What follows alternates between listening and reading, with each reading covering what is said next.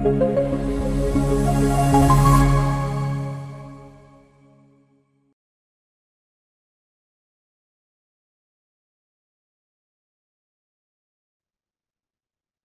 muy buenas noches. ¿Cómo están? Espero que el día de hoy haya sido un buen día. Recuerden que hoy es nuestro último capítulo, nuestro último día del Diplomado Internacional en Terapia Cognitivo-Conductual, con énfasis en métodos y técnicas de intervención. El día de ayer, ya en los últimos minutos de la clase, yo les compartí el formulario. El formulario, pues realmente es como si fuera una evaluación, es una autoevaluación, digámoslo así, porque son ustedes mismos quienes van a poner en tela de juicio ese proceso de aprendizaje sobre terapia cognitivo-conductual. Sé que algunos ya tenían algunas bases teóricas, algunas bases entonces incluso prácticas dentro de la terapia, otros de pronto no son terapeutas, otros están fuera de pronto de ese rol clínico, pero que sí son personas que están interesadas en conocer un poco más sobre ese abordaje teórico práctico. Nuevamente les estoy compartiendo por acá el enlace. Ese es el enlace. Se los voy a ir compartiendo a lo largo del día, perdón, de la noche, sí, del día a noche, de la tarde-noche, para que lo podamos entonces revisar al final de nuestra clase del día de hoy. Y también les voy a compartir el enlace que ya les he venido compartiendo durante esos últimos días, donde están las clases grabadas, desde la primera clase hasta la última clase que nosotros hemos tenido. La clase del día de ayer y la clase del día de hoy, pues por obvias razones aún no está subida. Hay que esperar entonces que sea editada y que le puedan quitar de pronto el espacio también de los videos y el espacio también de lo que son los recreos, pues o los recesos, pero que saben que siempre lo van a tener en YouTube, porque muchas veces pasa que cuando lo guardan en Zoom, Zoom es una nube y en muchas circunstancias de pronto esas clases que les comparten en Zoom se desaparecen. Entonces la idea es yo compartirles esta parte de las clases para que lo puedan grabar, para que si tienen de pronto una cuenta en YouTube, que lo más probable es que si tienen una cuenta de Gmail, puedan de pronto guardar la playlist cuando tengan alguna duda sobre algún tema, sobre algún método, sobre alguna técnica, abrirlo allí. Deben un momento, les busco entonces dónde está la clase.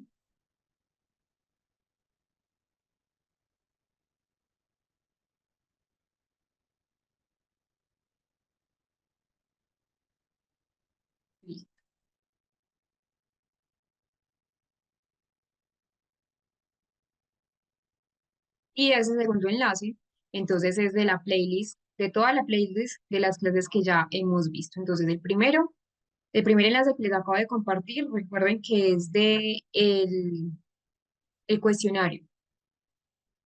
Y segundo, tienen el enlace de todas las clases que ya hemos tenido hasta el día de hoy. Estamos hasta la clase 5, ahí está hasta la clase 5. Ayer fue la clase 6, hoy es la clase número 7, para que entonces lo tengan muy presente.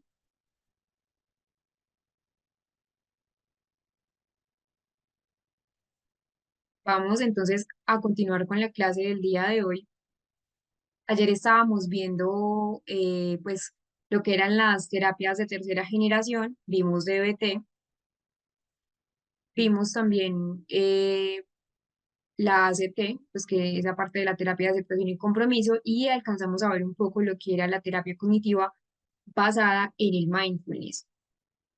Algo que yo les estaba mencionando es que el mindfulness es una terapia, o más bien es un abordaje terapéutico que está basada en evidencia científica, a diferencia de pronto de lo que piensan muchas personas, eh, principalmente porque es que la terapia cognitiva basada en el mindfulness es muy reciente, empezó en los años 80 a la fecha.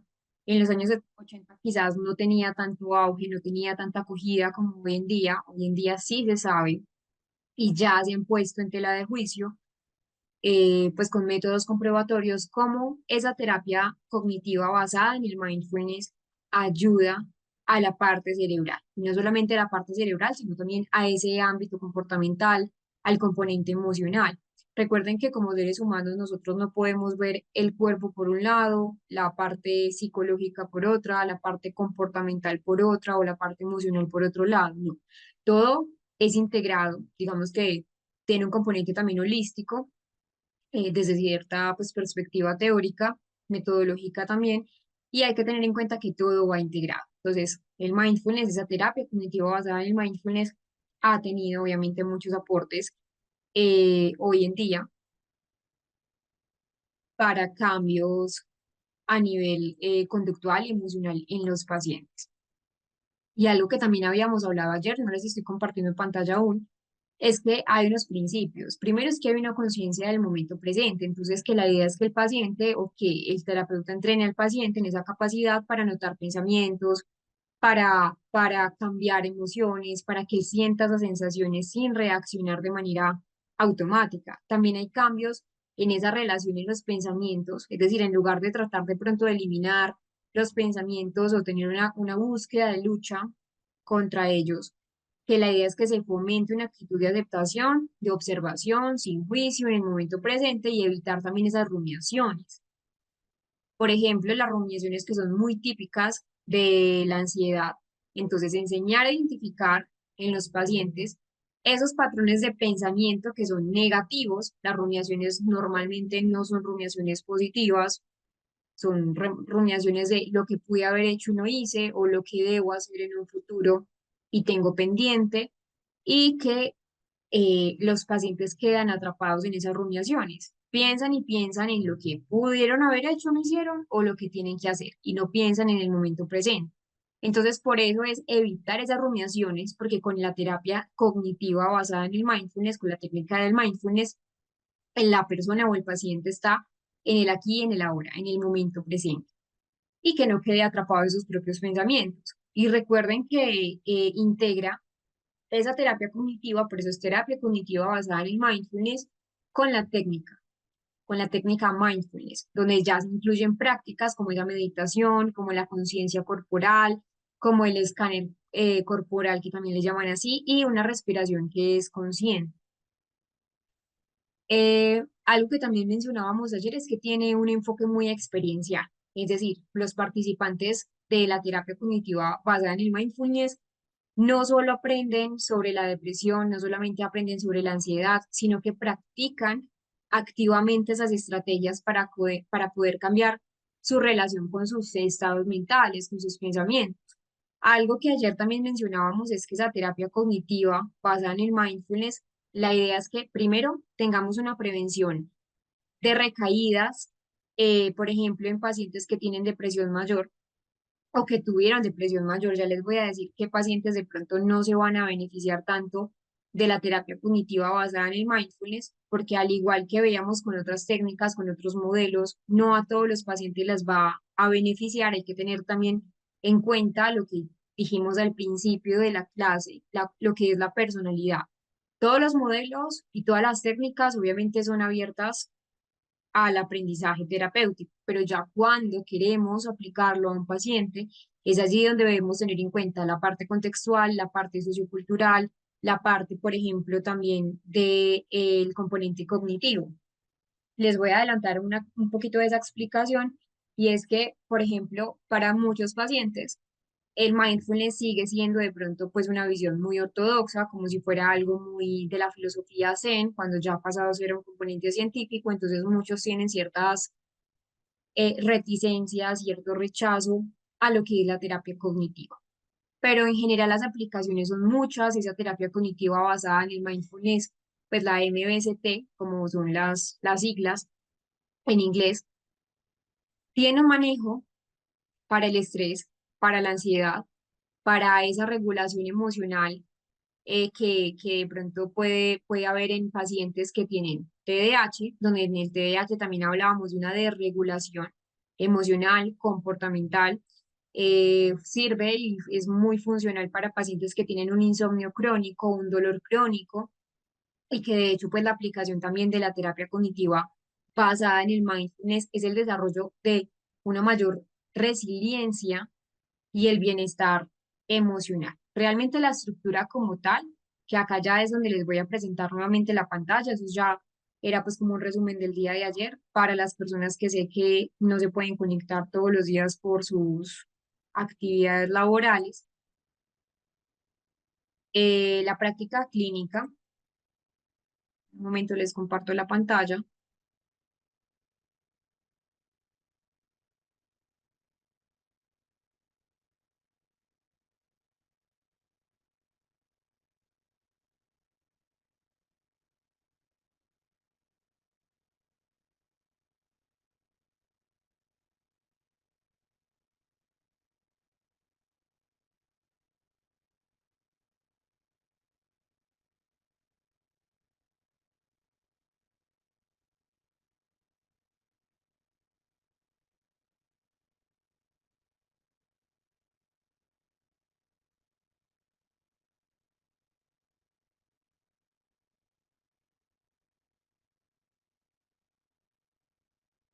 Bueno, quiero confirmar si lo estoy compartiendo por otra parte, pues para ver si no se pausa o para que a algunos no se les pause. Encendí nuevamente el chat para poder confirmar, todavía no estoy compartiendo la pantalla, para poder confirmar si ustedes ven bien allí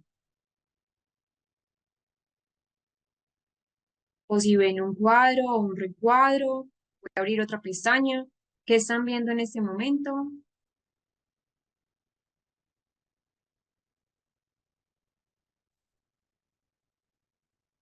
Está gris, todos lo ven gris.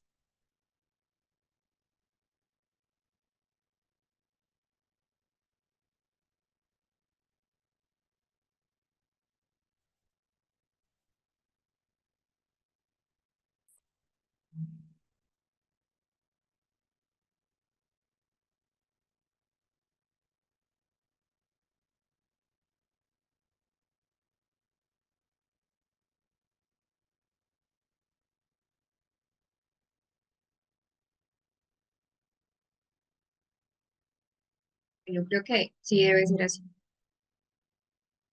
Entonces, hablábamos ayer de lo que es la terapia cognitiva basada en el mindfulness, que fue pues como todo el resumen que les acabo de decir, es una práctica de atención plena. Entonces, pues la idea es que el paciente también tenga una buena capacidad atencional, igual eso se va entrenando con el tiempo. Ya les voy a decir a qué pacientes de pronto no les va a funcionar tanto lo que es la atención plena y la terapia cognitiva basada en el mindfulness, o más bien la práctica del mindfulness. Y algo que también decíamos ayer es que más que un conjunto de técnicas, es una actitud ante la vida. El mindfulness tiene entonces tres situaciones diferentes, o lo podríamos ver desde tres perspectivas diferentes. La primera perspectiva como un constructo. Entonces hay múltiples definiciones de lo que está centrado en la experiencia, en el momento presente, en el acá, en el ahora. Hay algo que se relaciona mucho con la terapia de aceptación y compromiso. Y bueno, y no solamente con la terapia de aceptación y compromiso, sino también en general la mayoría de terapias de tercera generación, y es la aceptación y el no juicio de nuestras conductas, de nuestros pensamientos, de nuestras emociones, de nuestros sentimientos, y que se relaciona mucho con la metacognición. ¿Por qué creen ustedes? Y acá es donde les hago entonces la pregunta, ¿por qué se relaciona mucho con la metacognición? ¿O qué entienden ustedes por la metacognición?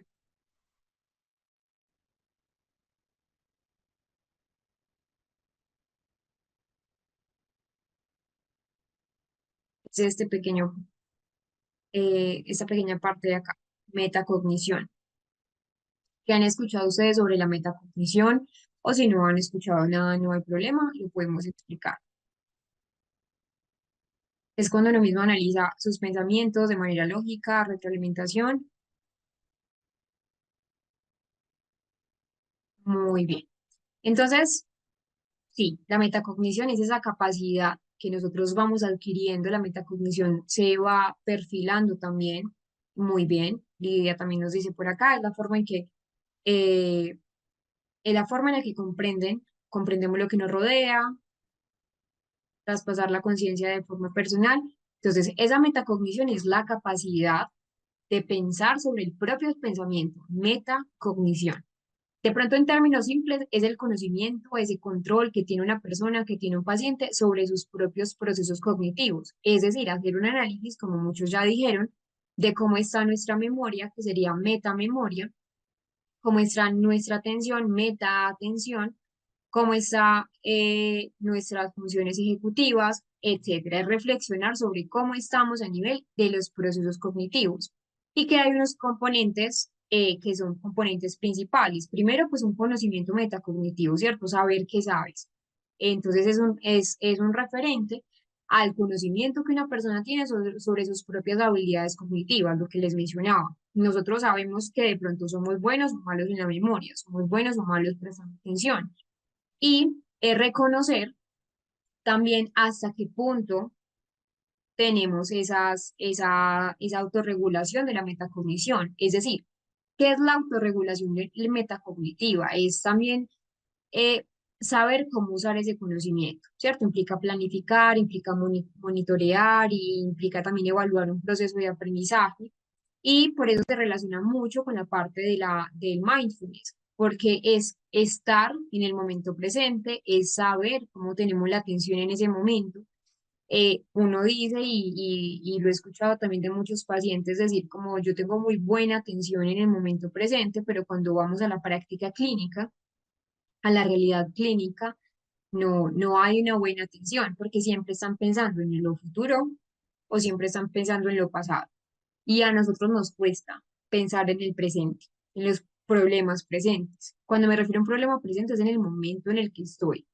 Nosotros siempre estamos pensando, tengo que llegar mañana al trabajo a no sé, tengo una reunión a las 11 de la mañana, pero antes de eso tengo que ir a tal parte y luego, entonces miren que no estamos en el presente, estamos en el pasado. Obviamente perdón, en el futuro, obviamente es un futuro reciente, pero siempre estamos en lo prospectivo, mientras que no estamos en el momento aquí en el ahora. Por eso se habla de un constructo y también como práctica, por lo que ya hemos dicho, es entrenar a las personas para que ellos mismos puedan identificar, para que tengan una buena metacognición de cómo está su momento, sacarlas de pronto de lo que es su pasado, de lo que es su futuro y también como un proceso psicológico.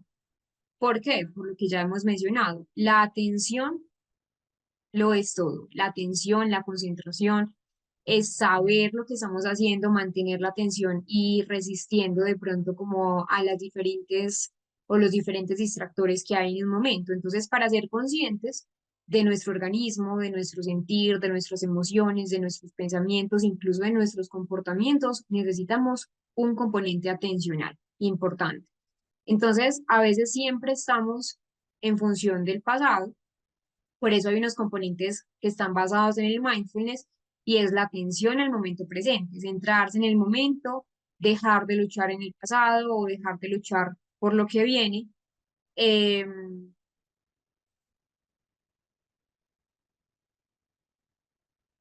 y es difícil, para muchos pacientes es difícil, sobre todo, por ejemplo, para pacientes que tienen tantas rumiaciones. Un ejemplo. Y bueno, que también les voy a decir más adelante a qué personas de pronto no es muy recomendable que esta sea la terapia de pronto de primera elección. Entonces, esto ya lo habíamos hablado ayer, pues como de pronto muy, no desde la diapositiva, pero sí lo habíamos trabajado, donde es centrarse en el momento, una apertura a la experiencia, capacidad de observar, una aceptación, que también les mencionaba que tiene un componente de aceptación, y hay personas que no son candidatas o que no es la primera elección de esta terapia cognitiva basada en el mindfulness. Por ejemplo, ¿quiénes no? Pues igual ya hemos visto que la terapia cognitiva basada en el mindfulness es adecuada, ¿cierto? Para muchos tipos de pacientes, pero no para todas las personas. Hay que saber muy bien y hay que hacer un análisis funcional de la conducta, hay que hacer un análisis integral de cómo es el paciente, de cómo es la personalidad del paciente, de cuáles incluso también son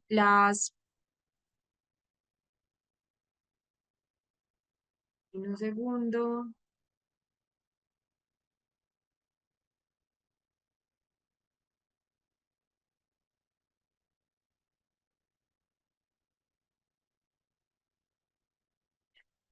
de cuáles incluso también son las capacidades, por ejemplo, del paciente para respirar, porque hay mucha respiración, de estar conscientes, pero en qué pacientes no lo vamos a aplicar o qué personas no pueden ser candidatas para una BST. Eh, en pacientes que tienen primero episodios depresivos graves con síntomas psicóticos, porque las personas con depresión mayor severa, especialmente el tipo de pacientes donde ya presentan delirios, donde hay alucinaciones, pueden tener dificultades para participar en esa terapia. ¿Por qué? Porque requieren primero una estabilización del tratamiento psiquiátrico. Ojo acá, porque no quiero que me malinterpreten o me malentiendan. No es que una persona con depresión severa, con síntomas psicóticos, no pueda ser beneficiada con la terapia cognitiva basada en el mindfulness. Sí lo puede ser, pero ya debe estar estabilizada. Es decir, esos síntomas psicóticos, esos delirios, ya no deben estar allí. Porque obviamente la intención y los componentes centrales del mindfulness no van a ser beneficiosos para la persona. Entonces, esperar a que se estabilice eh, si es necesario y si la persona no está, por ejemplo, con tratamiento psiquiátrico, remitirlo a tratamiento psiquiátrico para que cuando ya termine su proceso, cuando ya esté estable, cuando el psiquiatra diga se puede aplicar la terapia cognitiva basada en el mindfulness, atenderlo desde la terapia cognitiva, aunque se puede atender desde otro componente. Otro tipo de pacientes son personas que tienen trastorno bipolar, trastorno afectivo bipolar en fase maníaca o en fase depresiva severa. Durante los episodios maníacos de una persona con TAP, con trastorno afectivo bipolar, la atención va a estar nula. Entonces, la atención va a ser ineficaz. La atención plena puede intensificar incluso esa hiperactivación mental cuando los TAP están en, en el episodio maníaco, en la fase de manía. Entonces, lo primero es, pues, que el paciente obviamente siempre esté controlado, siempre. Y en estados depresivos graves, eso sería en el episodio maníaco, en el trastorno afectivo bipolar, donde la atención plena, donde ese ejercicio del mindfulness va a desencadenar esa hiperactivación mental y no queremos eso.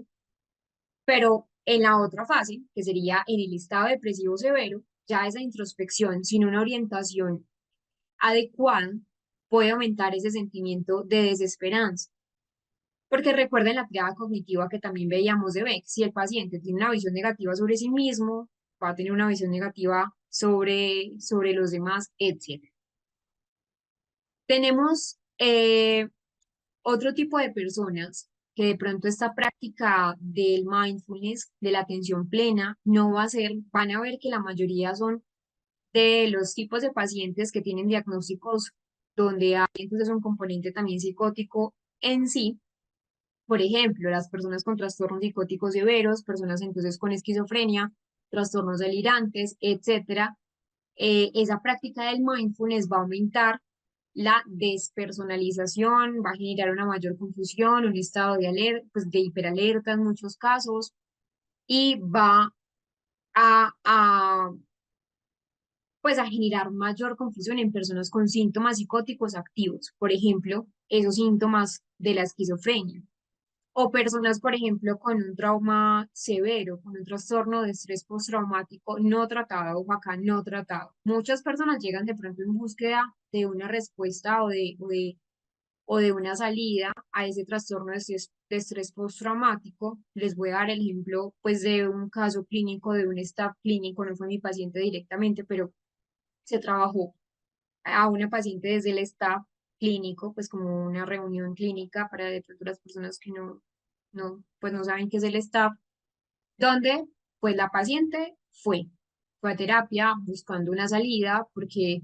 había sufrido un accidente automovilístico, ella iba manejando, se chocó contra una moto, luego se chocó contra un carro, luego eso fue muy horrible. Entonces, en ese caso, ella tenía un trastorno de estrés postraumático, incluso trabajaba desde psiquiatría, desde la parte farmacológica, pero recuerden que la idea es que sea un tratamiento integral. Una cosa es lo que hacen los fármacos ansiolíticos, ¿cierto? Pero una cosa es lo que hacemos con los pensamientos, con las rumiaciones que ella tenía, que hay que trabajarlos en terapia. Resulta que una de las psicólogas que acababa pues, de salir de su pregrado, de su grado de psicología, empezó a trabajar esta técnica, el mindfulness.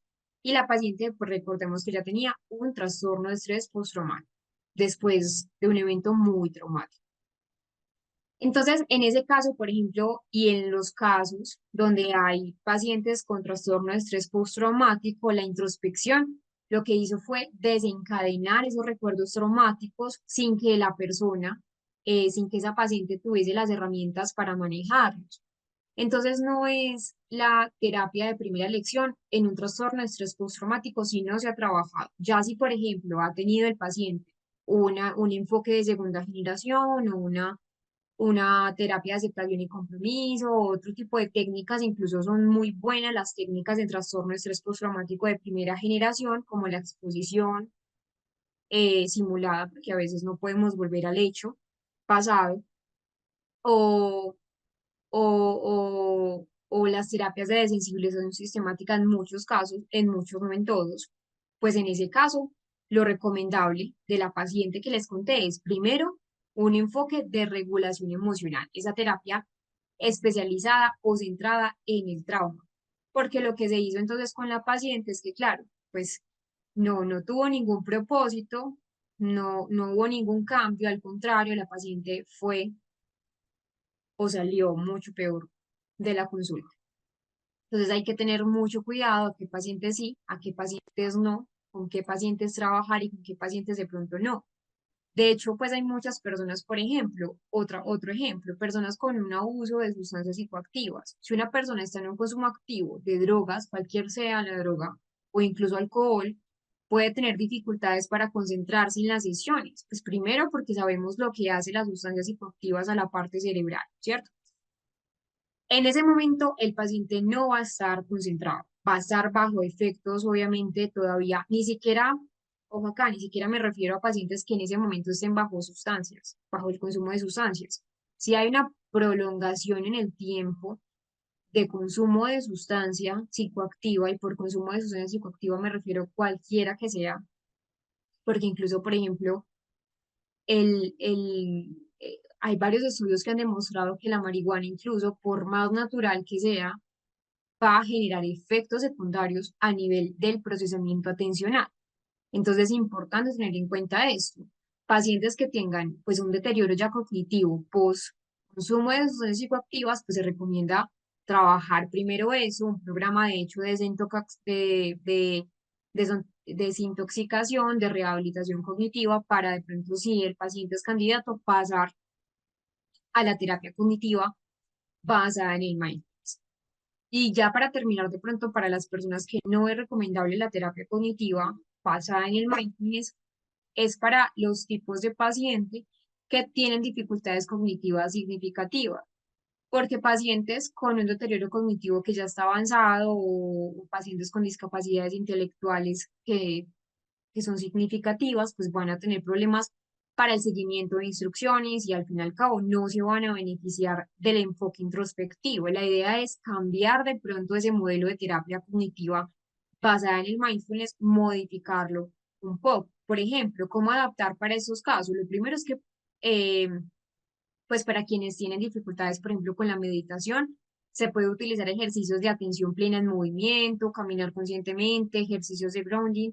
Y en el caso, por ejemplo, de los pacientes que yo les mencionaba, pues pacientes con casos de psicosis, de depresión severa, esa MBST, la terapia cognitiva basada en el mindfulness, nuevamente reitero que son las siglas en inglés, solo se recomienda con seguimiento psiquiátrico y con un enfoque terapéutico complementario.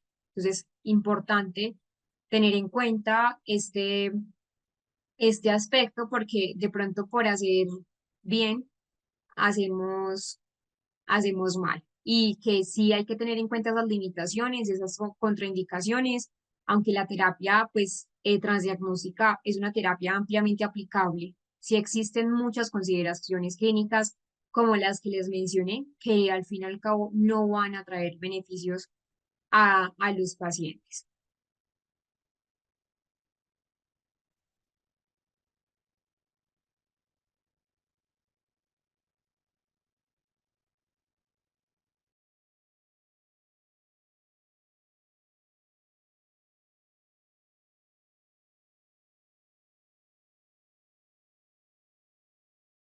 Bueno, por acá, muchas gracias, María del Carmen.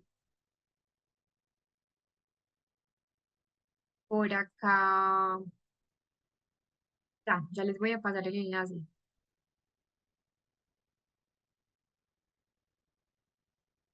El primero que vimos, un momento, los comparto. Y de este segundo,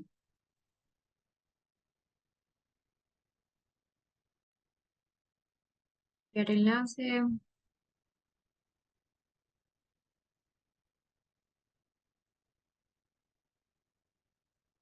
por acá, este fue el del segundo, lo voy a colocar acá, segundo. Y el del primero,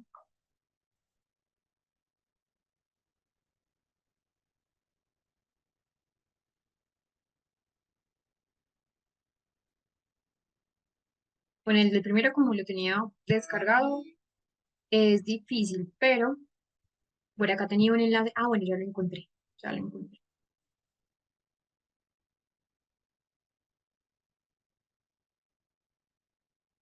Y ese es el del primero, por acá en el chat de Zoom.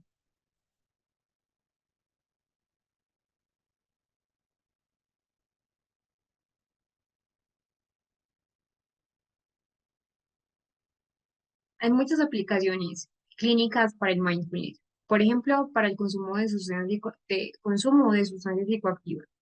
Ahora yo les estaba mencionando que para las personas que están en un consumo activo de sustancias no es aplicable.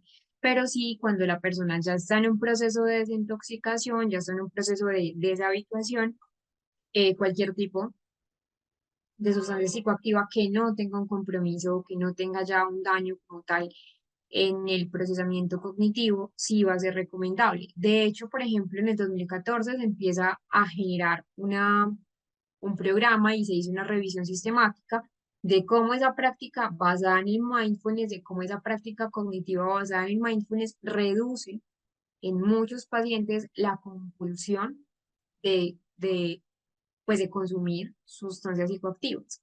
También para trastornos de la conducta alimenticia, donde entonces en 1999 se empieza a crear todo un programa, un programa de conciencia sobre la alimentación, una alimentación entonces centrada también en la práctica consciente de no tener atracones de comida o situaciones que son muy similares, y se empieza a tener entonces en los pacientes una conciencia y el programa empieza a disminuir ese número de atracones, ese sentido de autocontrol que tienen muchos pacientes con trastornos de conducta alimentaria y también los síntomas depresivos que hay posteriores a.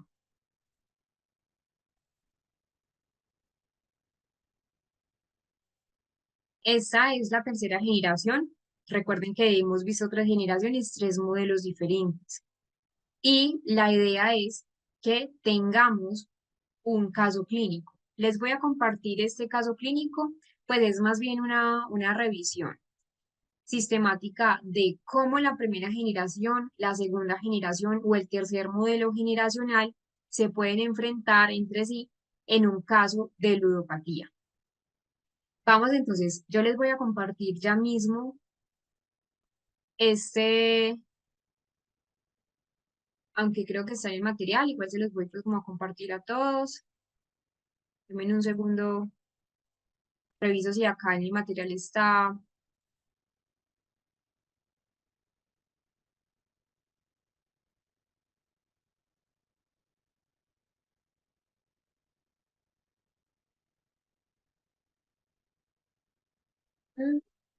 No les había mostrado que acá está también pues un modelo de historia clínica para que ustedes puedan utilizarlo, es un modelo centrado pues en la TCC.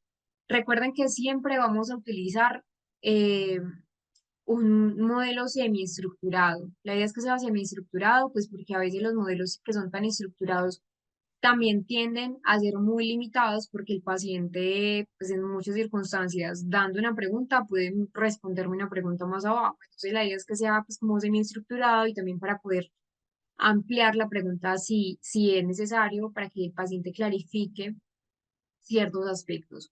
Entonces acá está el motivo de consulta, el problema principal, que lo trae a consulta en este momento. Antes de esto, siempre, pues no es que eh, tengamos esto y ya de una que lo trae, no, pues ser una bienvenida calurosa, cómo llegó al consultorio, llegó bien, estaba haciendo calor, bueno, algo para romper el hielo, y ahora sí el motivo de consulta, qué intención tiene también con la psicología cognitivo-conductual.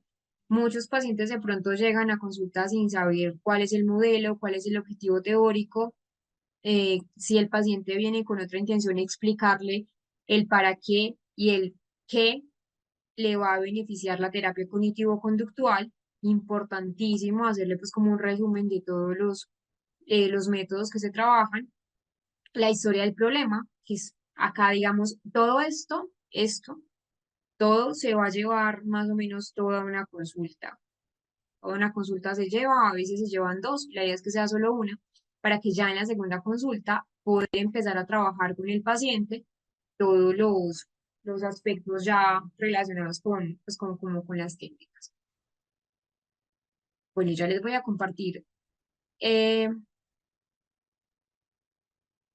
esta parte,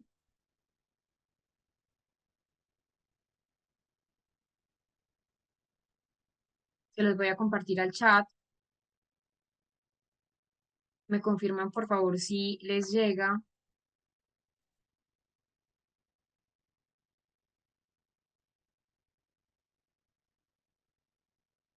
No sé si ya les llegó.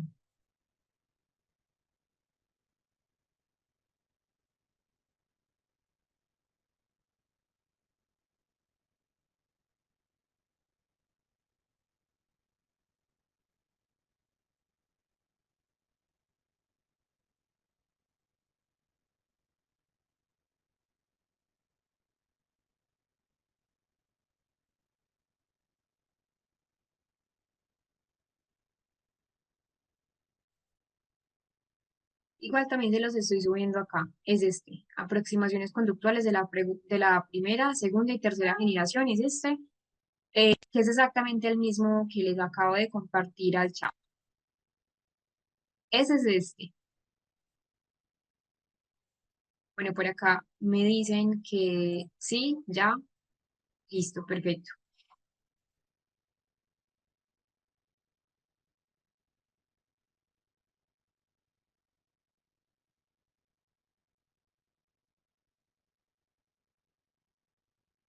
Entonces, ¿qué es lo que vamos a hacer? Acá vamos a hacer lo siguiente, una lectura del artículo.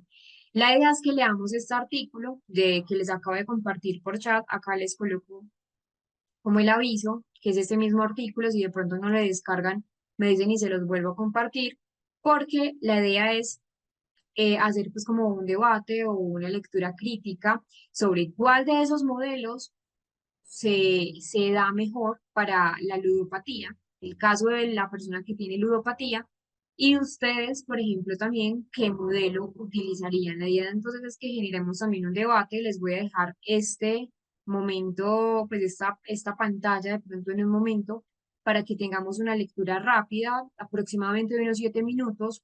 Traten de pronto saltar del inicio, aunque es importante, solo lean primera, segunda y tercera generación y las conclusiones para poder explicar un poco más por qué se ajusta más de pronto una que otra y cuáles son las limitaciones que también podemos encontrar.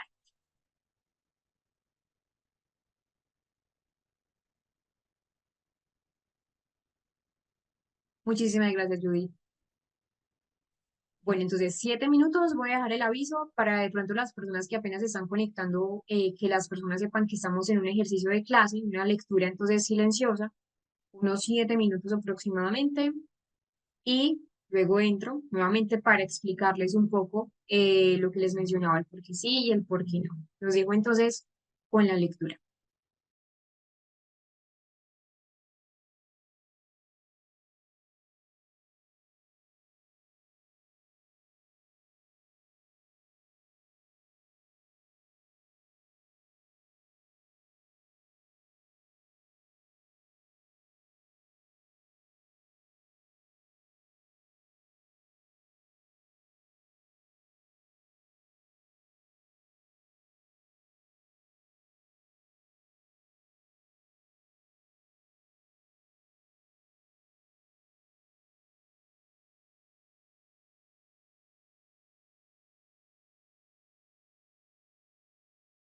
Y David, ya te lo vuelvo a compartir. Bueno, ya, deme un segundo, le comparto a David el, el documento, a David y a las personas que se están conectando en este momento.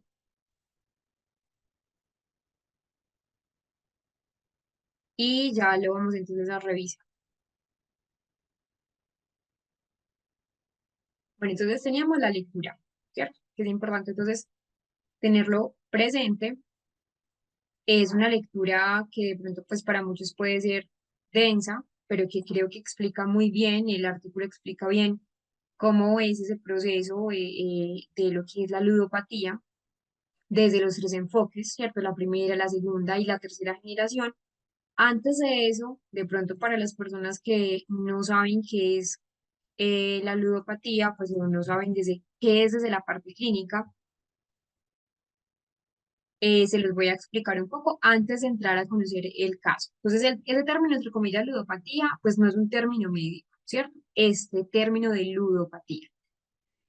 Eh, pero sí es ampliamente reconocido por la parte del componente de la adicción, ¿cierto? En la literatura científica no aparece como ludopatía, digamos que es el único texto que puede encontrar donde fuera de pronto un poco no tan denso, sino un poco más fácil de entender. Sin embargo, sí se entiende que es una forma general para referirse a lo que es esa enfermedad relacionada con la adicción, ¿cierto? ¿La adicción a qué? Al juego.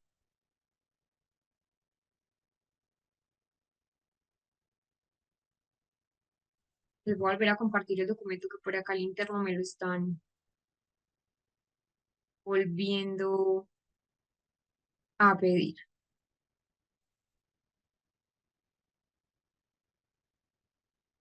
Listo. Entonces, la ludopatía, pues es una adicción al juego, es un trastorno, de hecho, del control de los impulsos. Está caracterizado porque los pacientes tienen una necesidad que es incontrolable de jugar, de apostar. Pues cuando me refiero a jugar, son juegos pues de azar, como los casinos, como las maquinitas, pues las máquinas tragamonedas.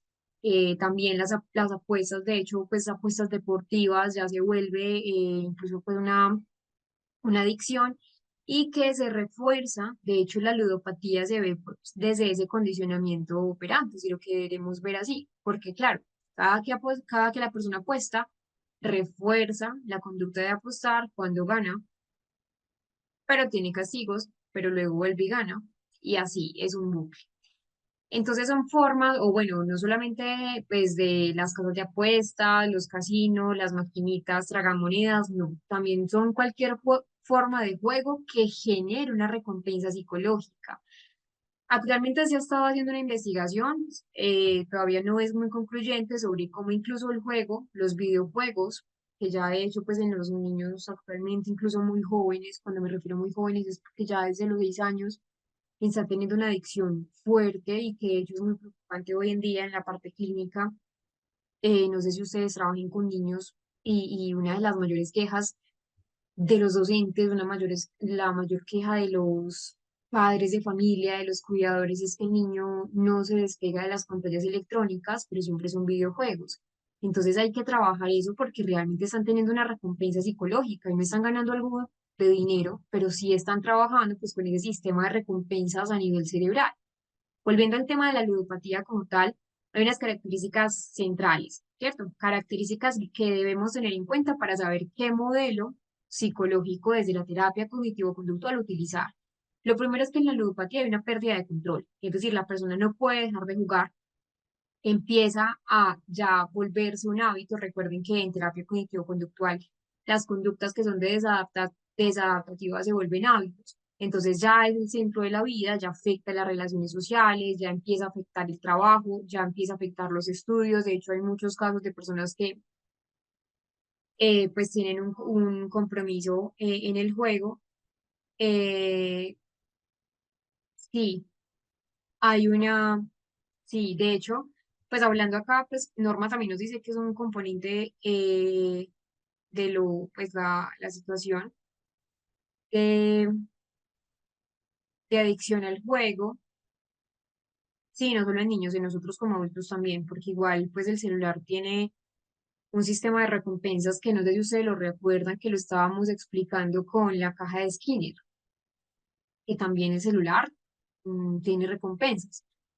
Pero entonces, bueno, a lo que iba era que en el juego ludopático hay una preocupación constante, es decir, ese juego se convierte en el centro de la vida, ya afecta las relaciones, el paciente ya empieza a pensar todo el tiempo, tengo que apostar, tengo que ir a la maquinita de monedas, de pronto hoy sí puedo ganar lo que no gané ayer, y la tolerancia también es un centro, es decir, se necesita jugar con mayores cantidades de dinero para poder obtener el mismo nivel de excitación que tenía antes, entonces es un componente de adicción y que también hay síntomas de abstinencia. Cuando los pacientes empiezan a estar en un programa de rehabilitación, hay síndrome de abstinencia, hay irritabilidad, hay ansiedad, hay inquietud cuando no se puede jugar y que obviamente pues va a tener problemas financieros, un deterioro en esas relaciones interpersonales, en algunos casos incluso lleva a las personas o a los pacientes a tener conductas que son ilegales, hurto, atraco, por conseguir el dinero que no puede tener para apostar. Y hay unos criterios diagnósticos, de hecho, del DSM-5 en esos trastornos por juego, de hecho así se llaman, no hay como tal, lo que yo les mencionaba ahora, no hay como tal algo puntual en el DSM que diga ludopatía, sino que son trastornos por juego donde es un desorden pues por el juego, donde se diagnostica cuando una persona entonces presenta al menos cuatro de unos síntomas que son muy característicos en las personas ludopáticas. Lo primero es que necesita apostar cantidades ya exuberantes, que son pues cantidades que van en incremento, entonces hoy apuesta, un ejemplo, 10.000 pesos, mañana 20, mañana 50, pasado mañana 50, 1 millón, 2 millones, 3 millones, y así, hasta que apuestan incluso la casa. Y que también hay un componente emocional. Hay inquietud, hay irritabilidad cuando intenta dejar de jugar, cuando las personas le dicen, mira, es que tú estás adicto, pues es muy similar al componente de una persona adicta a las sustancias psicoactivas, igual es una sustancia, está jugando con un sistema de recompensa, mantiene, pues mantiene, miente para ocultar como el problema. Entonces, no, es que solamente esta vez, ya, o estaba en otra parte, y que también ha puesto en riesgo, son personas que han perdido relaciones importantes, han perdido trabajo, estudio por el juego, y que también depende también de otros para conseguir dinero o aliviar o sopesar de pronto la situación financiera provocada por el juego. Es una situación financiera secundaria al juego y después de perder dinero, vuelve para poderlo recuperar. Entonces, eso se llama perseguir unas pérdidas. Y esa persecución de pérdidas, que así se llama el término, es un reforzador de la conducta. Hay muchos tratamientos, entre ellos la terapia cognitivo-conductual, que ya vamos entonces a analizar cada caso puntual, donde nos ayuda a identificar, a cambiar esos pensamientos, esas conductas que son disfuncionales, relacionadas con el juego, pero también grupos de apoyo, como jugadores anónimos, no sé si ustedes han escuchado o eso pasa en todos los países, lo que son como alcohólicos anónimos, también hay otros grupos terapéuticos, grupos de apoyo, en este caso para jugadores anónimos. La idea es que se haga una intervención no solo individual, una intervención familiar para fortalecer ese apoyo social, para poder establecer límites claros en los pacientes y en muchos casos medicamentos. Porque en algunos casos van a ser necesarios antidepresivos, incluso estabilizadores del ánimo. Sin embargo, quien da pues el tratamiento farmacológico siempre es eh, el psiquiatra tratante. Sí, bueno, por acá César nos dice que un poco más y hasta el alma hipoteca, sí, sí, es de hecho algo importante a considerar. Les voy a compartir entonces el documento para que lo vayamos leyendo, para que hagamos un seguimiento de la lectura y poder entonces explicarle el por qué sí unos y por qué no otros modelos.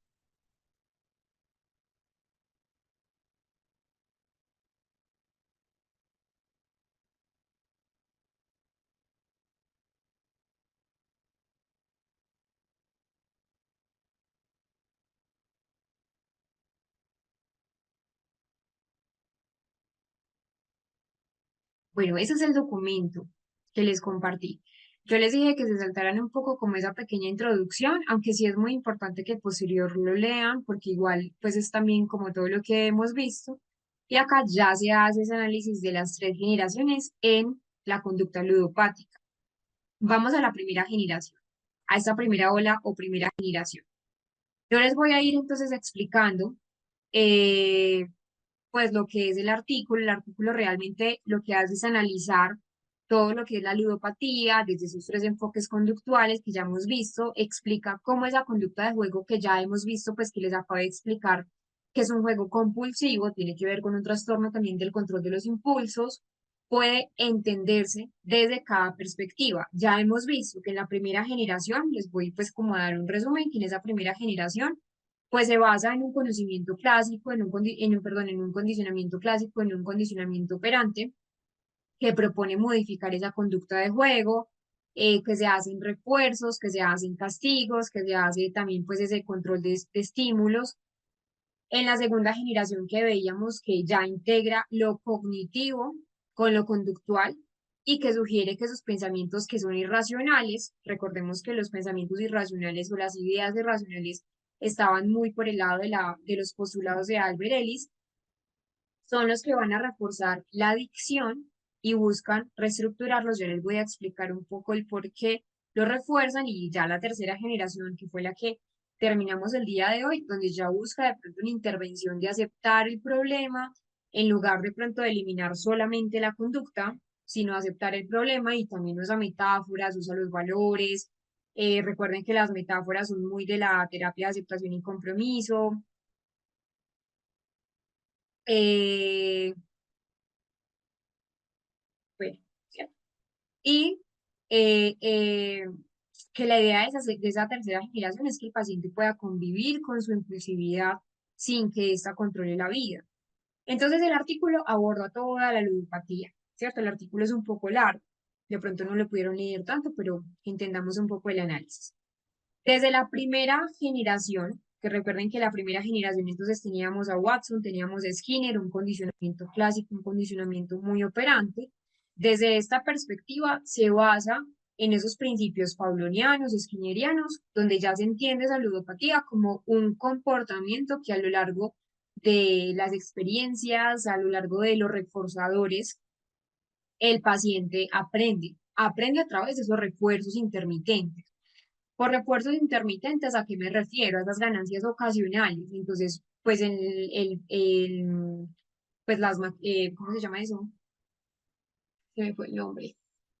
Pues las maquinitas tragamonedas, eh, de hecho, tienen una técnica, o sea, están programadas para que a veces el paciente, de hecho, son muy expertos en reforzadores. A veces el paciente gana y a veces el paciente pierde, pero pierde más de lo que gana, pero lo saben programar realmente. Entonces, ahí son ganancias ocasionales donde el paciente dice, si yo gané en este momento, puedo volver a ganar, voy a volver a pasar, a apostar para ganar el doble.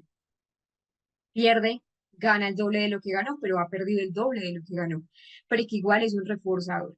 Entonces, así se mantiene la conducta adictiva. De hecho, el condicionamiento operante es muy bueno para explicar esto y que para poder modificar esos comportamientos, la idea es utilizar técnicas como, por ejemplo, la extinción, donde la idea es eliminar los reforzadores que mantienen esa conducta, un reforzamiento o un refuerzo diferencial, que es de pronto reforzar esas conductas que son alternas al juego, conductas alternativas al juego, el castigo, donde entonces, por ejemplo, aunque el castigo no se utiliza tanto en la terapia cognitivo-conductual hoy en día, porque sabemos que hay más repercusiones negativas que positivas, pero que también se puede implementar, es traer como al paciente esas consecuencias negativas para reducir la frecuencia del juego y un control de estímulos, que sería modificar también el ambiente. Recuerden que Skinner nos decía que el ambiente también nos moldea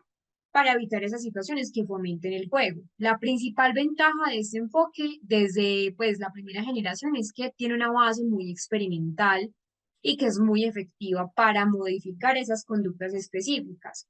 Pero si ustedes, por ejemplo, ya no vamos a las conclusiones, aunque no me quiero pues como saltar de página, Pero si nos vamos a las conclusiones, de pronto esa primera generación queda corta porque tiene una limitación muy grande y es que no aborda los factores cognitivos, no abordan los factores emocionales que subyacen a la conducta adictiva. Entonces, acá lleva al paciente a recaídas, a volver a apostar, puede estar muy bien un tiempo, pero recuerden que en la adicción hay muchas recaídas y que la persona no va a desarrollar una estrategia interna de autorregulación, que es lo que realmente queremos. Vamos a pasar al descanso y dentro de unos minutos volvemos para revisar lo que es la tercera y la segunda generación.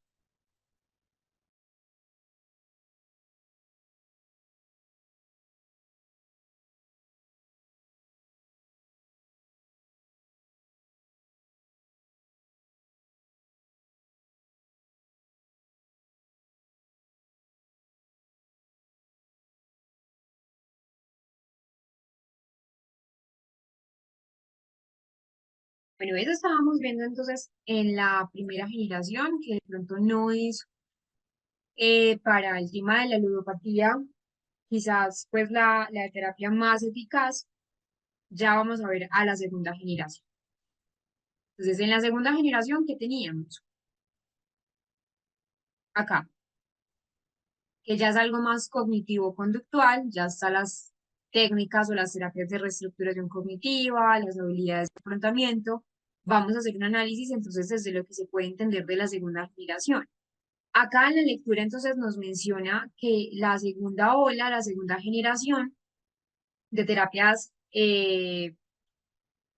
conductuales ya incorpora el papel de los pensamientos, ya están las creencias, ya no solamente es la conducta adictiva solamente, sino las creencias del paciente con conducta adictiva. Entonces ya nos vamos a centrar en cómo esas creencias irracionales, en cómo esas distorsiones cognitivas pueden alimentar la ludopatía.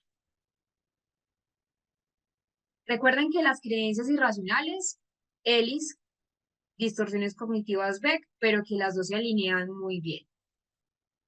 Eh, Desde los dos enfoques claves, vamos a ver uno de la TREC, la terapia racional emotivo-conductual de Albert Ellis, donde nos dice que puede explicar la ludopatía, que no es causada solamente por el juego en sí, es decir, no solamente por la conducta, sino por esos pensamientos que son irracionales. ¿Cómo así que pensamientos irracionales en la conducta? Por ejemplo, si sigo apostando, recuperaré lo perdido. Entonces el tratamiento se va a enfocar en identificar, en modificar esos pensamientos mediante una reestructuración cognitiva que veíamos ejercicios de ello. Y desde la terapia cognitiva con Aaron Beck, que se centra en detectar esas distorsiones cognitivas, esos esquemas mentales desadaptativos. Por ejemplo, pues un jugador patológico puede tener un esquema de baja tolerancia a la frustración que lo va a llevar, perdón, a seguir apostando y apostando y apostando. Y hay unas técnicas que vamos a usar en la segunda generación. Entonces, primero, identificar y cambiar esos pensamientos automáticos que son negativos, un entrenamiento también en habilidades de afrontamiento, técnicas de autocontrol, técnicas de relajación y manejo, control de impulsos. Y es un enfoque que realmente pues la segunda generación ha demostrado ser muy eficaz en esa reducción del juego compulsivo. De hecho, hay una tasa que ahí lo veíamos también en el artículo, una tasa de éxito cerca o alrededor del 80%. Sin embargo, también tenemos una limitante y es que aunque sí logra cambios en la cognición, algunos pacientes siguen presentando recaídas al no modificar su relación con el problema de una manera de pronto más profunda y contextualizada. Entonces, por ahora, desde la primera y la segunda generación, la que va ganando más sería la segunda generación. Veamos un poco sobre la tercera. ¿Qué nos dice la tercera generación? Acá, que son terapias más contextuales. Esta tercera generación, entonces, nos menciona que, bueno, y que sabemos que esta última es una evolución de las terapias conductuales, donde ya es un enfoque más contextual, es un enfoque también más flexible, está basado en esa aceptación de lo que es el problema, en lugar de eliminar las conductas de juego, en lugar de eliminar las conductas de juego compulsivo de manera directa, lo que busca es que, pues, no busca cambiar los pensamientos, no busca evitar ese malestar emocional, sino más bien modificar esa relación del paciente con sus experiencias internas y que pues hay también unos principios de la tercera generación que ya vimos. Primero, la terapia de aceptación y compromiso, donde, por ejemplo, si usamos este modelo, la idea es que el paciente ludopático acepte sus pensamientos, acepte sus emociones sin intentar suprimirlos y que se enfoque en sus valores personales para poder guiar su conducta. Y si lo vemos de pronto desde la terapia basada en el mindfulness, la idea es que se ayude a que el paciente desarrolle una conciencia plena sobre sus impulsos, que aprenda también a observar su conducta, sus impulsos sin reaccionar de manera automática. Entonces, en el caso de la ludopatía, una tercera generación haría que el paciente reflexione sí sobre ese impacto del juego en su vida. Recuerden que usamos metáforas, ejercicios experienciales para mostrar cómo es la conducta y cómo incluso la conducta va a afectar de pronto los valores personales del paciente, las relaciones interpersonales, todo lo que veamos antes del descanso, y que no se centra en eliminar la conducta de inmediato, sino más bien en ayudar a la persona a convivir con sus pensamientos, a convivir con sus emociones, sin que ni los pensamientos ni las emociones dominen su comportamiento. Entonces, sí, las principales ventajas de este enfoque es que, pues, como es un enfoque tan profundo, en la intervención, la afectividad, pues, va a tener también, pues, como una nueva evitación de ese malestar, que es un factor clave, pero también al ser relativamente nuevo, pues aún falta así mayor evidencia empírica sobre lo que es la efectividad a largo plazo de la ludopatía. Entonces, desde las tres generaciones tenemos ventajas, pero también tenemos desventajas. Y acá me voy a saltar entonces a las conclusiones. Bueno, acá tenemos el caso clínico, ¿cierto? El caso clínico y cómo fue la primera ola, la segunda ola y la tercera ola desde la ludopatía, donde ya hay unos constructos para el análisis funcional del caso clínico. La idea es que tengamos en cuenta que las tres generaciones tienen sus pros, pero también tienen sus contras. Todo tiene sus pros y sus contras. Si comparamos, por ejemplo, estas tres generaciones, una ventaja, por ejemplo, de la primera generación es que es muy eficaz para modificar esas conductas observables, pero tenemos una desventaja y es que no me aborda los factores cognitivos y emocionales que también tenemos en los pacientes.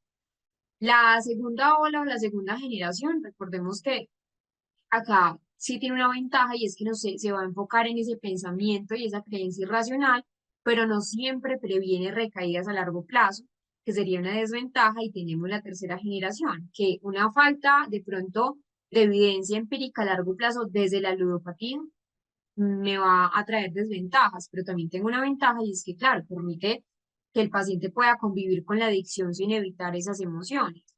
La conclusión como tal es que, bueno, en todo el artículo, porque todo el artículo pues destaca que cada generación de terapias conductuales sí ha aportado muchas herramientas valiosas, todas trabajan sobre la ludopatía, pero que ninguna es completamente efectiva por sí sola. Entonces, miren que es importante tener en cuenta que eh, pues las tres generaciones pueden trabajar desde diferentes terapias, desde diferentes corrientes metodológicas. Por ejemplo, en la primera generación que se centra en modificar la conducta y que como ignora esos procesos cognitivos, la segunda generación puede incorporar ese papel de cómo los pensamientos, de cómo esas creencias mejoran la comprensión del problema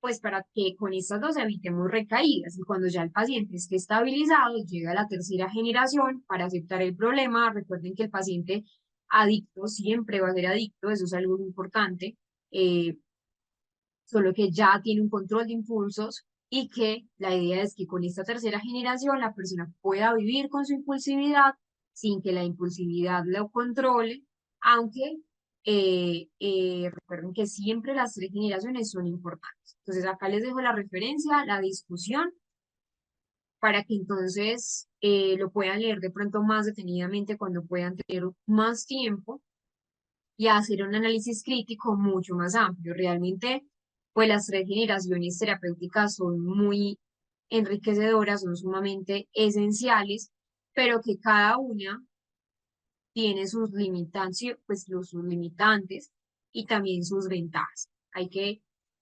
analizar cada caso clínico porque cada caso es único.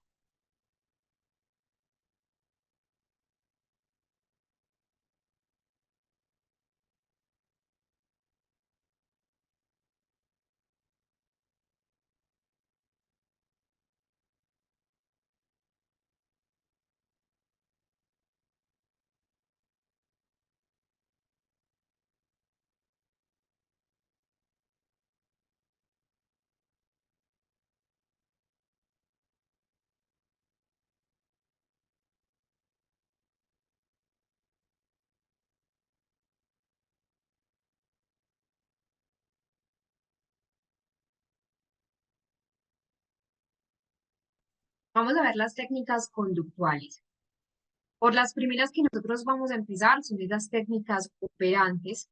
Recuerden que esas técnicas de intervención basadas en el condicionamiento operante constituyen realmente pues uno de los pilares básicos de la terapia conductual desde sus inicios hasta hoy en día que estamos en las terapias contextuales. Esas técnicas operantes, recuerden que se desarrollaron durante esa primera generación y que se han mantenido hasta la actualidad.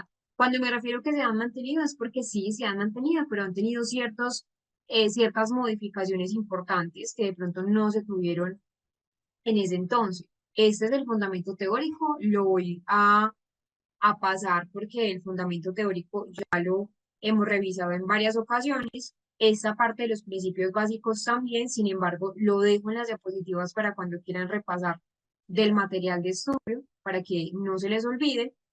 Y vamos a pasar ahora sí a lo que son los tipos de reforzadores. Hay que tener en cuenta los tipos de reforzadores. Reforzadores que son positivos y negativos, que eso lo veíamos en la primera generación y al principio, pues en la raíz histórica. ¿Por qué es importante los tipos de reforzadores? Porque dependen si son gratificantes o no para la persona. Cuando yo digo reforzamiento positivo, ya hemos hablado que el reforzamiento positivo es cuando una conducta se incrementa ante la presentación de un estímulo que para el paciente es agradable, es gratificable o como una consecuencia pues de una realización de una conducta. Los reforzadores positivos no son sinónimos de premios, eso es muy importante, no son sinónimos de recompensa como tal. La diferencia fundamental entre una recompensa y entre un premio es que para que podamos hablar de un reforzamiento es necesario que el paciente entienda lo que es y que incremente la conducta, que sea reforzador de la conducta. Debe ser siempre contingente a la conducta. Un premio no siempre es contingente a la conducta. Entonces, el premio es la presentación de un estímulo, aunque una respuesta, pues necesariamente buena, pero no hace un premio que se repita la conducta. Entonces, a la cuestión, por ejemplo, de si un determinado premio es un reforzador positivo o no lo es, lo vamos a saber de forma empírica. Hay que tener presente que no todos los estímulos son igualmente gratificantes. Por ejemplo, si a un niño le gusta el chocolate, que ya vamos a entrar a los tipos de reforzadores, no lo son en todo momento. El niño no va a querer chocolates todo el tiempo, y pues de hecho no es algo saludable. Entonces, no a todos los niños les gustan los caramelos, pero los chocolates. Ni en todo momento a la persona que le gustan los quiere en todo momento. Entonces ahí es la diferencia. Entonces, importante y es muy imprescindible observar esos efectos del estímulo gratificante, ese estímulo agradable o el estímulo placentero que se pueda usar como reforzador sobre la conducta antes de afirmar que va a ser el reforzador. Siempre se debe afirmar antes, pues analizar qué tipo de reforzadores vamos a, a utilizar para incrementar una conducta.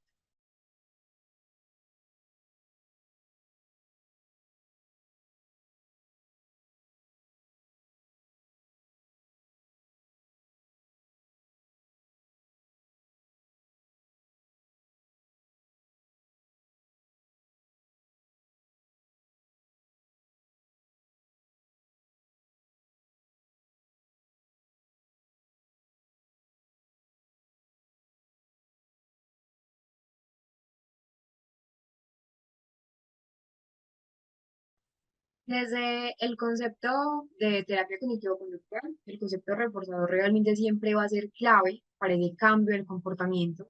Recuerden que los reforzadores son cualquier tipo de estímulo que cuando se presenta después de una conducta va a aumentar la probabilidad de que dicha conducta se repita en el futuro. Entonces existen varios tipos de reforzadores, cada uno con características y efectos específicos, efectos sumamente diferentes. eh, en la conducta. Lo primero es que tenemos reforzadores positivos y negativos. Vamos a ver primero los reforzadores positivos. Recuerden que cuando hablamos de reforzador positivo, entonces es un estímulo agradable, es un estímulo que para el paciente es gratificante, que se presenta siempre después de una conducta y que aumenta esa probabilidad. Desde los tipos de reforzadores según esa naturaleza, los reforzadores primarios son considerados también como reforzadores incondicionados. No hay una condición previa para que se dé este. Son estímulos que satisfacen esas necesidades biológicas básicas, como por ejemplo la sed, la alimentación, son innatos, por eso no son condicionados y no requieren ningún aprendizaje previo para ser efectivos. Un ejemplo, la comida, el agua, el calor de invierno o el contacto físico placentero. Entonces, es un tipo de reforzador que no es tan usual, no es tan usual en los humanos, ¿sí? Pues porque yo no puedo de pronto llegar y decir, sí, mira, si tú te comportas bien, yo te doy un vaso de agua. No, si tú te comportas bien, yo te doy una hamburguesa. Lo que yo les decía ahora, en muchos casos sí, pero no en todos los casos. Por ejemplo, en el programa de economía de fichas, cuando ya se canjea todos los puntos o todas las pegatinas o los stickers o las monedas falsas, pues para poder llegar a una conducta más grande, perdón, a un reforzador más grande, más macro, sí podría hacer eso, pero no que todo el tiempo, entonces que la conducta se dé, le voy a dar una hamburguesa a la persona, que no va a ser algo que sea generalizable. Luego tenemos reforzadores secundarios o que ya son condicionados. Es decir, son estímulos que se van adquiriendo, pues estímulos que adquieren su valor reforzante a través del aprendizaje, a través de una asociación con reforzadores primarios. Un ejemplo, el dinero. El dinero pues no tiene un valor biológico por sí mismo, el dinero es un papel, pero cuando se asocia con comprar comida, con comprar cosas que nos gusta, comprar cosas gratificantes, por eso es condicionado, o refugio, pues, o sí, y que también pueden ser elogios. El elogio es un factor, pues es un reforzador social, pero cuando se condiciona, ya se vuelve obviamente un factor reforzante que ya sería condicionado. Luego tenemos entonces reforzadores según la forma en que se presenta, por ejemplo, o tangible o social.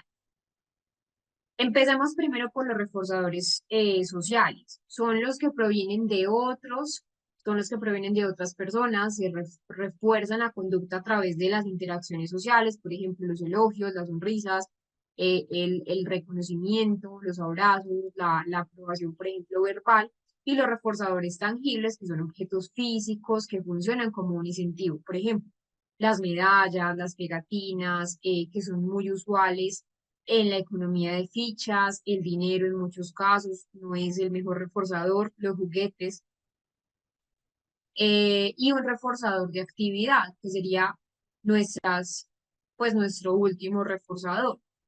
¿Por qué un reforzador de actividad? Porque, por ejemplo, son aquellas actividades que la persona considera que son gratificantes, que son placenteras para ella y que se usan como recompensa. Un ejemplo, jugar videojuegos después de hacer la tarea. No es lo mejor, ¿cierto? Nunca lo uso como un reforzador en las terapias, pero para que me entiendan el ejemplo. O salir con amigos tras completar un proyecto laboral, que de hecho nosotros como adultos también nos damos reforzadores. Entonces, también son actividades gratificantes, pero también en el caso de pronto de actividades que no son tan gratificantes, pero que hay una asociación. Por ejemplo, antes de empezar a conducir, bueno, aunque ya pues como que los carros de ahora son muy tecnológicos, pues la tecnología también nos ha ayudado mucho, pero también nos ha de pronto deteriorado ciertas funciones. Antes de empezar de pronto a conducir, ponerse el cinturón de seguridad antes de conectar la radio. Entonces, miren que esta es una actividad que yo debo hacer para que se pueda dar algo, que en este caso sería primero conectar la radio para luego ponerme el cinturón. Pues como les mencionaba, ahora los carros de hoy en día pues son muy tecnológicos y le pita a uno cuando está desabrochado el cinturón, pero que también la idea es que ustedes vean cómo entonces es, bueno, acá tengo otro ejemplo, recoger el cuarto antes de comer, pues antes de merendar, pues como de, sí, el algo, que acá le llamamos en Colombia. Entonces, eso es un principio que es el principio de Primack, que es muy aplicable a las actividades reforzantes en aumento de conducta. Entonces, si existen dos respuestas en ese repertorio del individuo y una de ellas tiene más alta probabilidad de aparición y otra con baja, por ejemplo, en este cuarto, más alta probabilidad merendar, menos probabilidad recoger el cuarto. La última se usa para reforzar la segunda. Ese es el principio de Primack. De hecho, pues hay muchas investigaciones de Primack sobre cómo es ese poder de reforzar, pues, poder reforzador de muchas de las conductas que voluntariamente emitimos, ver televisión, leer, salir. Y es una técnica que de hecho pues también se usa en la parte educativa. La idea es que el paciente utilice estas actividades que son gratificantes para reforzar la emisión de otras que no tienen una respuesta gratificante o que no son de muy alta frecuencia. Por ejemplo, un niño que habitualmente ve televisión solamente lo va a poder hacer si ha hecho los deberes o si lavó los platos de la cocina cuando comió. Entonces, pues se generaliza.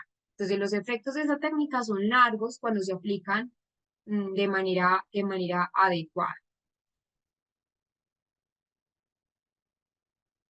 Vamos a hablar de esas técnicas operantes para la adquisición de nuevas conductas.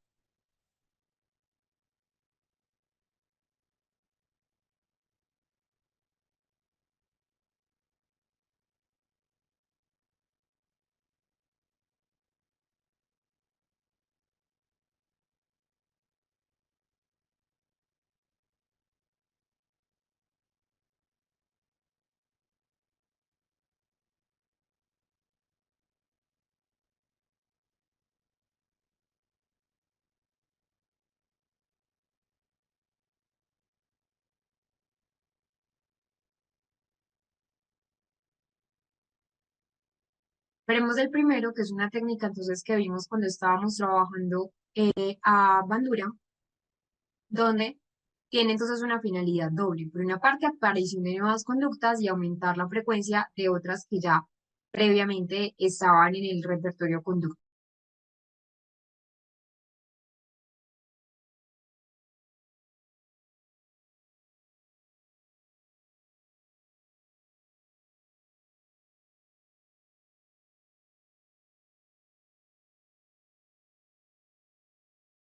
La técnica del modelado, recuerden que entonces la vimos también cuando estábamos trabajando con Bandura. Acá es una técnica donde se utiliza para enseñar al paciente nuevas conductas. La idea es que pues, a través de la observación, a través de la imitación, se dé.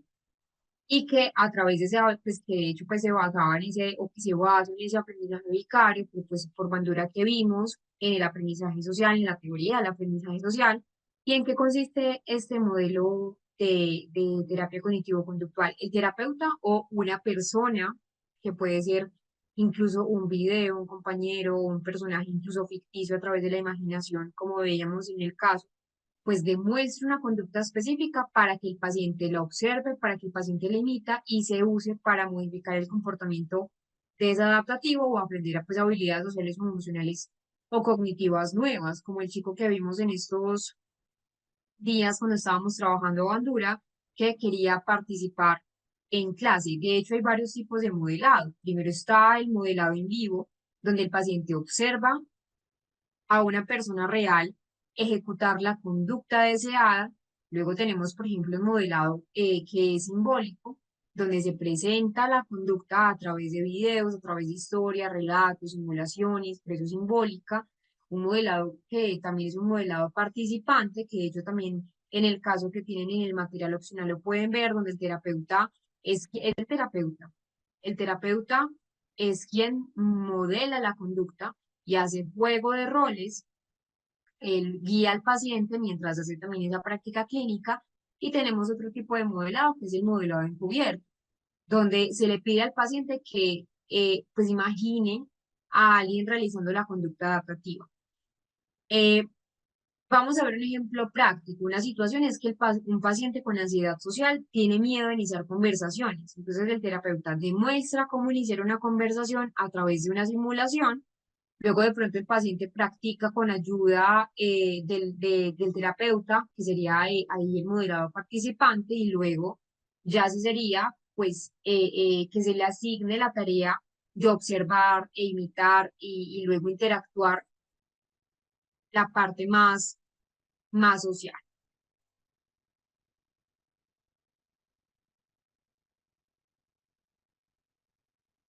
Veamos el encadenamiento. Entonces, el encadenamiento es una técnica que se utiliza para enseñar o también para modificar conductas que de hecho son complejas. Entonces, se hace una cadena. Hay tres tipos de encadenamiento, ya lo vamos a ver. Se hace una cadena o un eslabón de la conducta compleja, se desglosa, se hace una secuencia de pasos interconectados y que esta técnica de encadenamiento se basa en el principio de que cada conducta dentro de la secuencia actúa como un estímulo para la siguiente. Entonces, ¿cómo funciona el encadenamiento? Primero se descompone la conducta objetivo en pasos específicos. Luego se le enseña al paciente cada paso en secuencia y se asegura siempre, uno se debe asegurar que el paciente domine el primer paso antes de pasar al segundo y al tercero y así sucesivamente. Y siempre usar reforzamiento para motivar el aprendizaje. La idea es que ya posterior se integren los pasos para ya lograr una conducta final. Tenemos varios tipos de encadenamiento, como les mencionaba. La presentación de la cadena total es mostrar toda la cadena al paciente. Un encadenamiento total es se le enseña la secuencia completa desde el principio. Luego tenemos un encadenamiento hacia adelante, que es el más usado, donde se le enseña la conducta desde el primer paso hasta el último. Pero si el paciente, por ejemplo, no entiende o no ha comprendido el paso número 2, podemos pasar al 3. No entendió el paso 3, no podemos pasar al 4. Entonces, siempre el paciente debe comprender previamente un paso para pasar al otro. Luego tenemos el encadenamiento hacia adelante, perdón, hacia atrás, donde se empieza enseñando el último paso y se avanza hacia el primero. Un ejemplo práctico es este, pero también les voy a dar otro mientras revisan en la pantalla el ejemplo práctico de leer el periódico. Pues que leer el periódico, por ejemplo, es una nueva conducta que alguien no tenga. Un ejemplo, una persona ya adulta que quiera leer el periódico no en físico, sino en digital. Pero, por ejemplo, es un paciente con depresión que tenga dificultades para establecer de pronto una rutina de autocuidado. Sabemos que en la depresión también se afecta la autoimagen, la autopercepción, pero no solamente eso, sino el autocuidado. Entonces, volver a que el paciente tenga esas conductas que previamente ya tenía. Entonces lo podemos sesgar separar en pasos. Paso uno hasta el paso 6, hasta el paso 5, hasta el paso que queramos. Entonces, paso uno, no sé, levantarse de la cama. Paso número 2, ir al baño y lavarse la cara. Paso 3, cambiarse de ropa. Paso 4, preparar y comer el desayuno. Paso 5, salir de la casa para realizar actividad física. Entonces, miren que cada paso siempre, bueno, y que cada paso siempre se debe reforzar hasta que la secuencia se realice de manera automática. Vamos a ver entonces un caso clínico.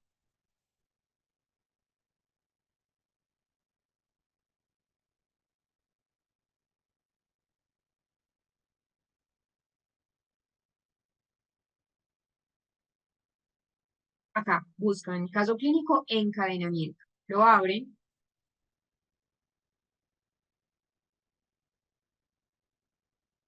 Tenemos entonces la paciente, Carla, obviamente cambio el nombre, es un seudónimo, 34 años, motivo de consulta. No puedo mantener mi casa ordenada, me siento abrumada y desmotivada para hacer las tareas básicas. El diagnóstico que era preliminar, un trastorno depresivo mayor, eh, y que también tenía sintomatología ansiosa. Formulación del caso clínico, entonces tenemos los antecedentes. Carla es una mujer de 34 años, profesional, soltera, que recientemente finalizó una relación de pareja significativa. Desde entonces, refiere pérdida de motivación, disminución del interés por actividades cotidianas, dificultades para mantener la organización de su hogar y sentimientos de culpa por su aparente falta de funcionalidad. Ese es el patrón conductual identificado, entonces tenía una habitación por ordenar su habitación, lo cual entonces ya tenía una acumulación, un malestar emocional, una mayor sensación de pérdida de control. Conductas de rumiación y autocrítica, soy un desastre, ni siquiera puedo ordenar mi cama. Siento, siente que las tareas domésticas son abrumadoras y difíciles de iniciar. Objetivo terapéutico, justificación de la técnica, que era el encadenamiento hacia adelante. Entonces miren cómo se hizo. La idea, la conducta deseada, que ella pudiera pues hacer la cama. Solo es una acción, pero recuerden que de esa sola acción se desglosan otras acciones, pues un eslabón de conducta. Tenemos el encadenamiento, entonces acá lo tenemos. Levantarse de la cama y permanecer de pie al lado, retirar las almohadas y cojines, estirar las sábanas inferiores, acomodar las sábanas superiores, colocar cobija y edredón, eh, repositar las almohadas, verificar el orden y el resultado final. Miren que es una secuencia de pasos y ella debía ir chequeando y eso igual se hizo y cada cuando siempre se hizo pues como en trabajos en vivo y en sesiones de roles y acá tenemos otras actividades que se realizaron con la paciente para que puedan revisar el caso práctico más a fondo.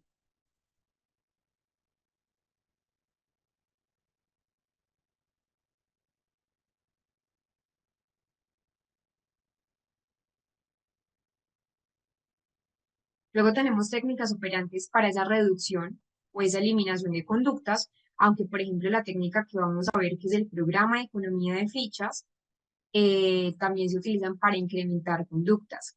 Entonces, este programa de economía de fichas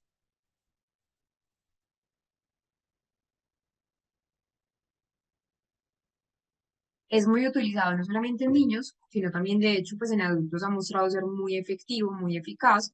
Es un programa que se debe entonces tratar siempre con el paciente. Es un programa entonces donde pues es una técnica conductual que está basada también en ese reforzamiento, pero en reforzamiento positivo y que es muy utilizado, demasiado utilizado. ¿Qué es como tal la economía de fichas? Es todo un sistema de reforzamiento. Entonces la persona acá gana fichas, pues que pueden ser puntos, que pueden ser estrellas, o como hablábamos ahora, pueden ser pegatinas o monedas, pues como de canje, monedas ficticias, por de pronto comportarse de determinada manera. Luego, estas fichas se canjean por recompensas previamente acordadas, que pueden ser entonces reforzadores tangibles, reforzadores como actividades, reforzadores condicionados, reforzadores primarios, cualquier tipo de reforzador. Ahí sí se podría utilizar un reforzador primario. Recuerden que el reforzador primario o son los reforzadores que tienen que ver con alimentación. Unos elementos básicos que son importantísimos para el programa de economía de fichas es que siempre, siempre debemos hacer una lista de esas conductas específicas que nosotros queramos trabajar. ¿Cuáles son las conductas objetivo? Es decir, definir claramente qué conductas se quieren aumentar o qué conductas se quieren disminuir. Por ejemplo, que el niño se siente en clase, que entregue las tareas a tiempo, que respete turnos.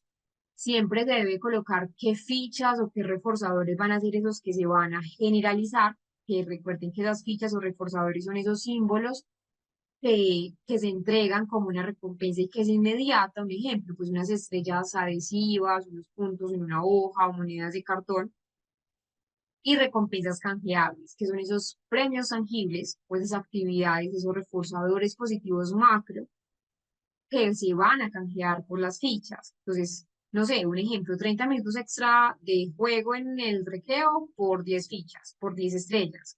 Siempre debemos tener las reglas claras desde el inicio o desde la el primer momento en que se vaya a aplicar esa técnica, siempre se debe establecer cuántas fichas se dan por cada conducta y cuántas se necesitan para obtener cada premio. Y también algo que sí debemos tener es un registro y un seguimiento, que se lleve un control visual del progreso, una tabla, una cartulina, pues una cartelera, o incluso pues muchos ya están utilizando aplicaciones que van a ser muy utilizadas.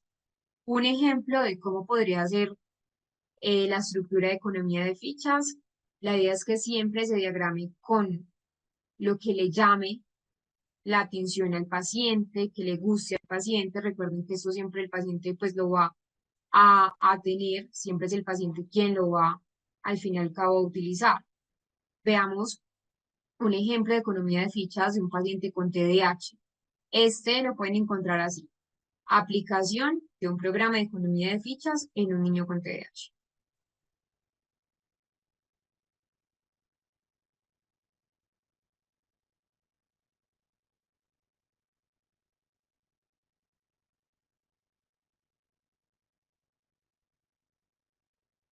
No solo en niños, sino también en adultos. Ya vamos a ver el del adulto.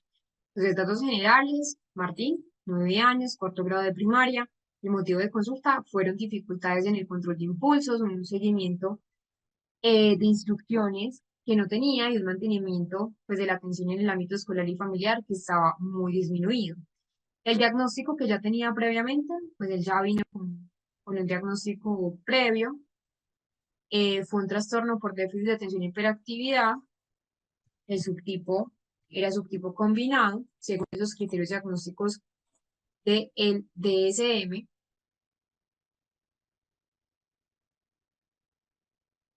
y esa fue la evaluación previa. Entonces, se le administró un test, igual pues a él también se le hizo una evaluación neuropsicológica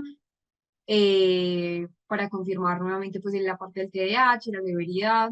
Entonces se administró el test de variables de atención del TOA y la escala de CONERS CONERS 3 para padres y maestros. Análisis funcional de la conducta, entonces los antecedentes, la conducta problema y la consecuencia real. ABC, antecedente, conducta, consecuencia, que fue lo que ya hemos revisado. El antecedente era la instrucción dada por el docente y cuál era la conducta problemática, que el paciente interrumpía con comentarios que eran irrelevantes, que se levantaba mucho de su puesto, y la consecuencia real es que recibía, pues obviamente regaños, que perdía puntos en el aula, pero que también obtenía una recompensa, que en este caso es la recompensa social, porque obtenía pues como una atención de sus compañeros de clase. El inicio de tareas escolares, entonces él evitaba la tarea, jugaba con objetos, se distraía a él mismo y también a otros, y la consecuencia real es que se le retira la tarea o se le permite completarla en casa. Y lo mismo con otras eh, acciones. Objetivos terapéuticos era reducir frecuencia de conducta disruptiva, incrementar conductas adaptativas y mejorar la autorregulación. Así fue el implemento del programa de economía de fichas. Miren, por ejemplo, acá, conducta deseada, completar una tarea sin distracciones. Y ese fue el criterio de ejecución. Entonces, terminar al menos el 80% de las tareas sin pausas innecesarias. Y las fichas otorgadas eran 2 fichas. Es decir, si cumplía esto, se obtenía 2 fichas. Permanecer en su asiento, entonces se mantiene sentado por 20 minutos continuos, 1 ficha. Levantar la mano antes de hablar, esperar el turno para intervenir, 2 fichas, seguir una instrucción sin protestar, cumple con la instrucción en el primer intento, miren que en el primer intento, 2 fichas, y así sucesivamente. Ya luego, cuando se acumulaban las fichas, había un sistema de canto, que fue lo que les mencioné, pues el sistema de recompensas MAC. 15 minutos extra de recreación, 5 fichas. Es decir, si por ejemplo el niño hacía pues completaba todas sus tareas sin ningún tipo de distracción en el 80%, 2 fichas, más este, 3 fichas, más este, 4 fichas, y supongamos que hizo muy bien esta, ahí van 6, pues no importa, muy bien, lo congeaba, 15 minutos extra de recreación, etcétera, etcétera, etcétera. Entonces, por cada una de las fichas se hacía todo un programa. Siempre se debe hacer una aplicación y un seguimiento. Entonces, en las fases del programa, fase 1 y fase 2, una introducción del sistema, se le explican las reglas al paciente, en este caso Martín y su familia también hacía parte y también su docente, de hecho, era muy participativa. Y así sucesivamente hasta llegar a la fase 3 que ya la semana 5 en adelante, donde ya se hace un ajuste del programa, ya se hace una generalización de las conductas positivas, ya se va quitando progresivamente ese uso de economía de fichas, el sistema de economía de fichas, porque pues también la idea es que no siempre el paciente depende de economía de fichas, sino que ya se generalice lo que es la conducta.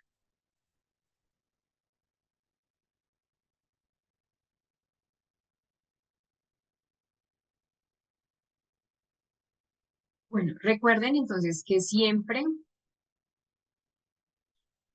eh, van a tener el material opcional, siempre el material opcional va a estar para ustedes, las clases también que les compartí al chat de Zoom. Vamos entonces a cerrar el diplomado. Pues este diplomado pues sí es una experiencia muy enriquecedora, creo que para ustedes va a fortalecer esos conocimientos, esa aplicación de la terapia cognitivo-conductual, que de hecho pues eh, eh, hay mucho por estudiar, muchísimo por estudiar. Hemos tratado de explorar pues los principios, algunas técnicas, aunque hay muchísimas, muchísimas técnicas las que ustedes quieran, incluso hay todo un libro de técnicas solamente de un modelo, solamente de DBT, y que la idea es que si ustedes, por ejemplo, quieren seguir perfeccionando esta técnica o introducirse más en la terapia cognitivo-conductual, lean mucho, siempre están actualizados. Eh, Realmente más que la parte teórica, es importante la parte clínica. Uno va a ver que un modelo suena muy perfecto en la teoría, pero de pronto no en todos los casos va a servir. Por eso siempre es importante tener en cuenta el diagnóstico, pero no solamente tener en cuenta el diagnóstico, sino también tener en cuenta esas características clínicas de cada paciente. Cada paciente es un mundo, cada paciente es un diagnóstico, pero detrás del diagnóstico, que fue también algo de las primeras partes pues, de toda esta charla que les he dado durante estos días, es que detrás del diagnóstico siempre hay una persona. Entonces, eh, sigan explorando esos principios, sigan explorando esas técnicas, pero no olviden nunca que cuando estamos trabajando con pacientes son seres humanos, no solo diagnósticos, y que realmente adquirir herramientas va a funcionar para poder mejorar la calidad de vida de los pacientes, que es el fin último de la terapia cognitivo-conductual. Mejorar también nuestras intervenciones clínicas va a permitir a los pacientes tener pues mejor acceso a, a la salud mental. Entonces, realmente ahora el desafío es seguir practicando, es seguir profundizando lo aprendido, aplicándolo, sí, con mucho compromiso, con una actualización que sea continua, con una actualización que sea muy constante. Y felicitaciones a todos por llegar hasta acá, por ese logro, por este éxito en su camino profesional. Espero entonces verlos pronto en otro nuevo diplomado. Eh, Recuerden entonces nuevamente les reitero que todas las clases quedan allí, también el material opcional y espero verlos pronto. Que estén muy bien. Chao.